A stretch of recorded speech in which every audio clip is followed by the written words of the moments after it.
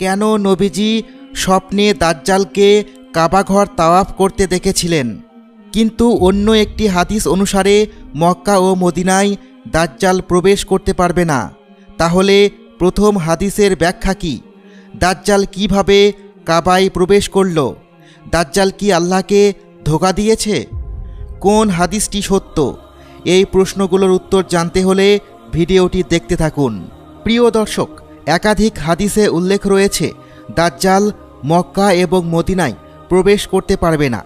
এই পবিত্র দুই শহরের প্রবেশদ্বারে ফেরেশতারা পাহারায় থাকবে, যারা দাজ্জাল বা তার অনুসারীদেরকে এই পবিত্র দুই শহরে প্রবেশ করতে বাধা দিবে। নবী মুহাম্মদ সাল্লাল্লাহু আলাইহি ওয়াসাল্লাম বলেছেন, মক্কা ও মদিনা ছাড়া এমন কোনো শহর থাকবে না যেখানে দাজ্জাল প্রবেশ করবে না।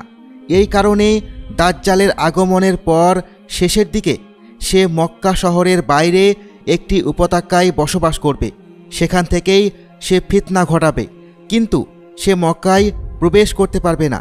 কিন্তু আপনারা জেনে অবাক হবেন যে অন্য একটি হাদিসে উল্লেখ করা হয়েছে যে রাসূল সাল্লাল্লাহু আলাইহি ওয়াসাল্লাম স্বপ্নে দেখলেন যে দাজ্জাল কাবাঘর তাওয়াফ করছে। রাসূল সাল্লাল্লাহু আলাইহি ওয়াসাল্লাম সাহাবীদের সামনে দাজ্জালের কথা উল্লেখ করে বলেছেন, আল্লাহ এক চোখা নন, অথচ মাসিহ দাজ্জাল এক চোখে অন্ধ এবং সেটি তার ডান চোখ, এবং তার নষ্ট চোখটি একটি ফুলে যাওয়া আঙ্গুরের মতো দেখাবে। রাসূল সাল্লাল্লাহু আলাইহি ওয়াসাল্লাম আরও বলেন, গত রাতে কাবার পাশে ঘুমানো অবস্থায় আমি স্বপ্নে দেখলাম বাদামি রঙের একজন মানুষ, বাদামি রঙের মধ্যে সবচেয়ে ভালো যাকে বলা যায়, এবং তার চুল এত লম্বা ছিল যে তা তার কাঁধের মাঝখানে পড়ছিল। তার চুল ছিল কোকড়ানো এবং তার মাথা থেকে পানি ঝরছিল, এবং সেই দুইজনের কাঁধে হাত রেখে কাবাঘর তাওয়াফ করছিল। আমি তাদেরকে জিজ্ঞাসা করলাম, ইনি কে? তারা উত্তর দিল, ইনি হজরত ঈসা আলাইহিসসালাম, হজরত মরিয়ম আলাইহিসসালামের পুত্র।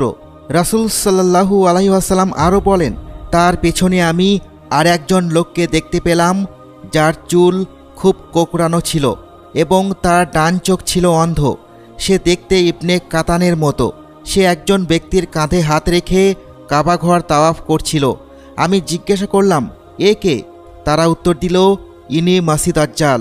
এই দৃশ্য নবী সাল্লাল্লাহু আলাইহি ওয়াসাল্লাম স্বপ্নে দেখেছিলেন। আমরা সকলেই জানি যে নবী রাসূলদের স্বপ্ন সত্য হয়। হজরত ইব্রাহিম আলাইহিসসালাম স্বপ্নের ভিত্তিতে তার প্রিয় পুত্রকে কুরবানি করার সিদ্ধান্ত নিয়েছিলেন। নবীদের স্বপ্ন আসলে আল্লাহর ওহী। এই হাদিসে দাজ্জাল শুধু কাবাকেই তাওয়াফ করছিল না, বরং সে হজরত ঈসা আলাইহিসসালামের সাথে তাওয়াফ করছিল।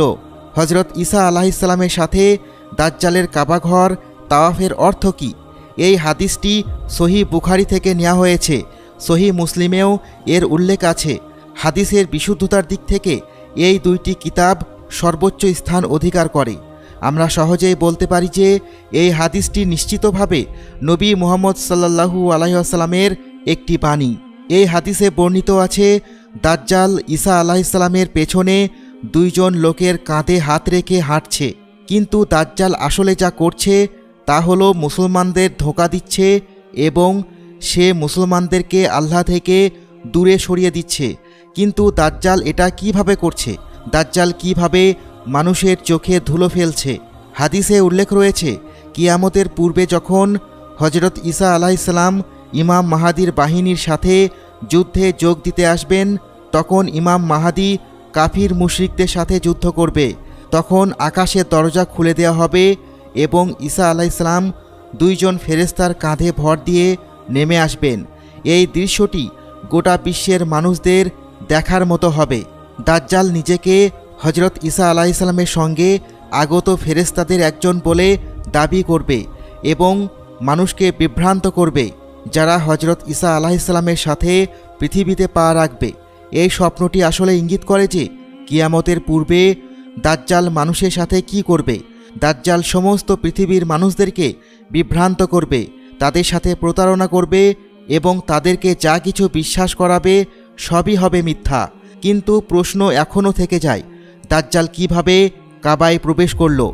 এই প্রশ্নটি অনেক মুসলমানকে ইসলাম ত্যাগ করতে বাধ্য করেছে। এই প্রশ্নের উত্তর খুবই যৌক্তিক। হাদিস অনুযায়ী দাজ্জাল ঈসা আলাইহিসসালামের সাথে কাবাঘর তাওয়াফ করেছে, কিন্তু সে সময় দাজ্জাল কোনো অন্যায় করেনি।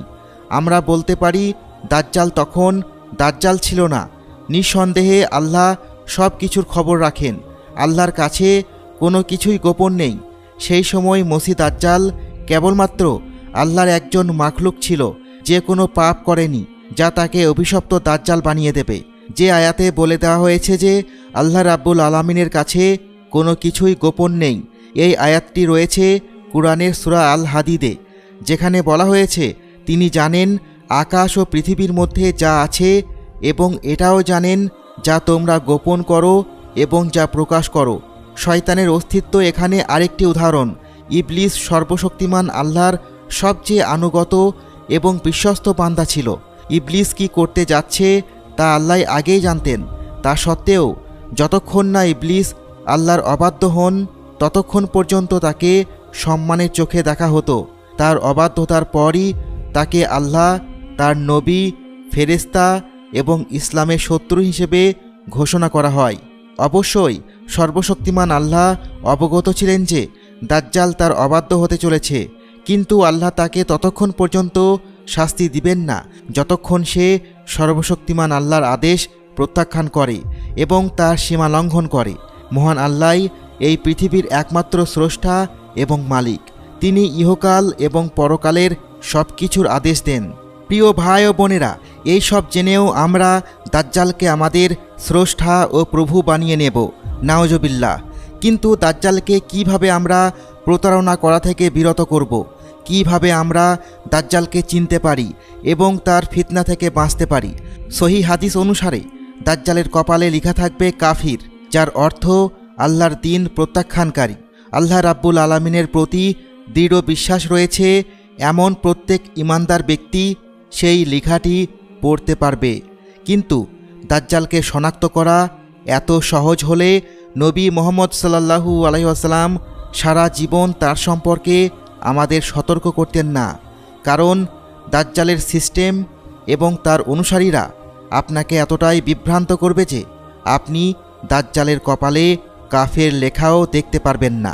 নবী মুহাম্মদ সাল্লাল্লাহু আলাইহি ওয়াসাল্লাম তাঁর জীবনের প্রতিটি ক্ষেত্রে আমাদের জন্য আদর্শ রেখে গেছেন। তিনি আমাদের দেখিয়েছেন কিভাবে দাজ্জালের ফিতনার বিরুদ্ধে লড়াই করতে হবে। দাজ্জালের ফিতনা আমাদের ধর্মের সবচেয়ে বড় পরীক্ষা হবে এবং আল্লাহর প্রতি আমাদের বিশ্বাস কতটা দৃঢ় তা সেই সময় বোঝা যাবে। কুরআন এবং হাদিস অনুসারে দাজ্জালের ফিতনার বিরুদ্ধে লড়াই করার একটি কার্যকর উপায় হলো আমাদেরকে নিয়মিত সূরা কাহফ পাঠ করতে হবে, বিশেষ করে প্রত্যেক শুক্রবারে। এবং রাসূল সাল্লাল্লাহু আলাইহি ওয়াসাল্লাম বলেছেন, যে ব্যক্তি সূরা কাহফের প্রথম 10টি আয়াত মুখস্থ করবে আল্লাহ তাআলা তাকে দাজ্জালের ফিতনা থেকে হেফাজত করবেন। আর সবচেয়ে বড় কথা, আমাদের উচিত মহান আল্লাহকে স্মরণ করা এবং নামাজ আদায় করা।